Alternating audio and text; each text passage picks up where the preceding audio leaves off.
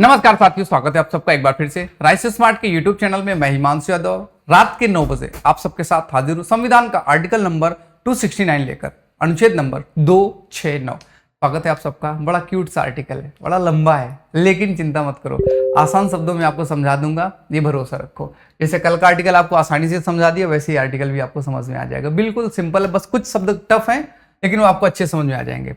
क्या रहा है? पहला पॉइंट है संघ द्वारा उद्ग्रहित। लागू कौन करेगा? संघ। और संग्रहित कलेक्ट कौन करेगा? केंद्र सरकार। किंतु राज्य को सौंप दिया जाएगा और ऐसा टैक्स भी संचित निधि का हिस्सा केंद्र सरकार के लिए नहीं होगा। लगाएगा कौन? केंद्र सरकार। कलेक्ट कौन करेगा? केंद्र सरकार। दिया किसको जाएगा? राज्य सरकार को। आइए देख लेते हैं।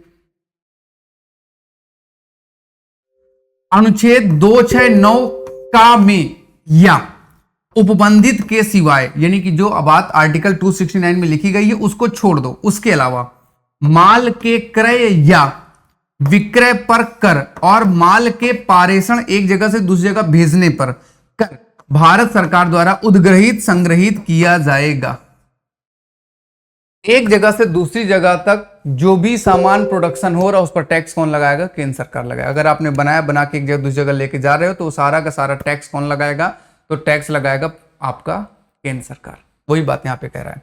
लेकिन आर्टिकल 269 को छोड़कर उसके अलावा जो बातें हैं, किंतु लेकिन खंड 2 में आगे बात है, उपबंधित रीति से राज्यों को 1 अप्रैल 1969 को या उसके पश्चात सौंप दिए जाएंगे या सौंप दिए जाने समझे जाएंगे। कुल मिलाकर कह रहा है कि कलेक्ट कौन करेगा? केंद्र सरकार। लागू कौन करेगा? केंद्र सरकार। लेकिन दिए किसको जाएंगे? राज्य सरकार को दिए जाएंगे। कब से दिए जाने शुरू कर दिए गए? 1996 से। बस स्पष्टीकरण क्या है वो आप समझ लीजिएगा। इसमें क्या क्लियर किया गया है, किन बातों को साफ साफ कहा। वैसे इतनी बात समझ में आ गई, कौन लागू करेगा कौन नहीं लागू करेगा। लेकिन कोई दिक्कत होती है तो उसके लिए स्पष्टीकरण दिया गया और स्पष्टीकरण बड़े प्यार से समझाया गया। क्या? माल के यानी कि गुड्स सामान के क्रय खरीदना विक्रय बेचने पर कर।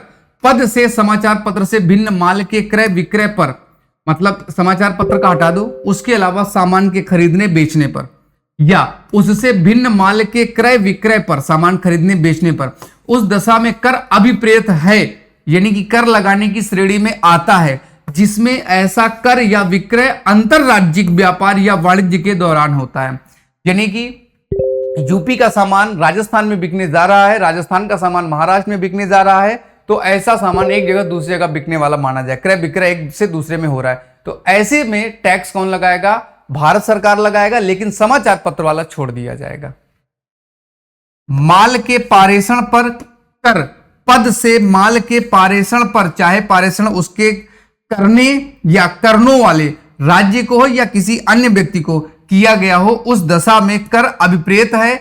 अगर कर लगेगा जिससे ऐसा पारेषण अंतरराज्यिक व्यापार या वाणिज्य के दौरान होता है तो उस पर टैक्स लगाया जाएगा। वही है कि भाई एक राज्य से दूसरे राज्य आप लेके जाओगे तो आपको टैक्स देना पड़ेगा, इसमें बचने का कोई ऑप्शन नहीं है। दूसरी बात नॉर्मल सी बात है कि भाई ये केंद्र सरकार का जो है संचित निधि में नहीं आएगा। किसी वित्तीय वर्ष में किसी ऐसे कर के शुद्ध आगम, जो पैसा आ जाएगा एक डेट के बीच में जितना कलेक्ट हो गया, वहां तक के सिवाय जितना कलेक्ट हो गया, जहां तक आगम संघ के राज्य क्षेत्र से प्राप्त हुए आगम माने जा सकते हैं, जिस तारीख तक पैसा कलेक्ट होने की डेट है वहां तक वो माने जाएंगे। भारत की संचित निधि के भाग नहीं होंगे। किसके भाग नहीं होंगे? भारत के कंसोलिडेटेड फंड का एक पार्ट नहीं होंगे, लेकिन उन राज्यों को सौंप दिए जाएंगे जिनके भीतर वह कर उस वर्ष में उद्ग्रहित है और वितरण के सिद्धांत के अनुसार जो संसद विधि द्वारा बनाए उन राज्यों के बीच वितरित कर दिए जाएंगे। जहां से पैसा कलेक्ट किया गया उनको ये पैसा डिस्ट्रीब्यूट कर दिया जाएगा।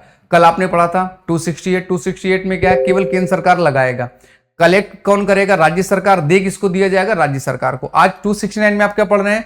लगाएगा भी केंद्र सरकार, कलेक्ट भी करेगा केंद्र सरकार, लेकिन दे किसको देगा? राज्य को दे देगा। तो ये आपके 2 आर्टिकल आज तक कंप्लीट हुए।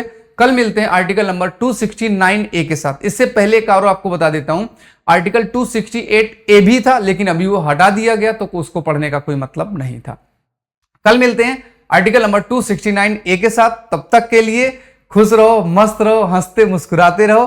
फेस्टिवल का सीजन चल रहा है, पढ़ते रहो और हाँ, पर्यावरण का ध्यान रखो।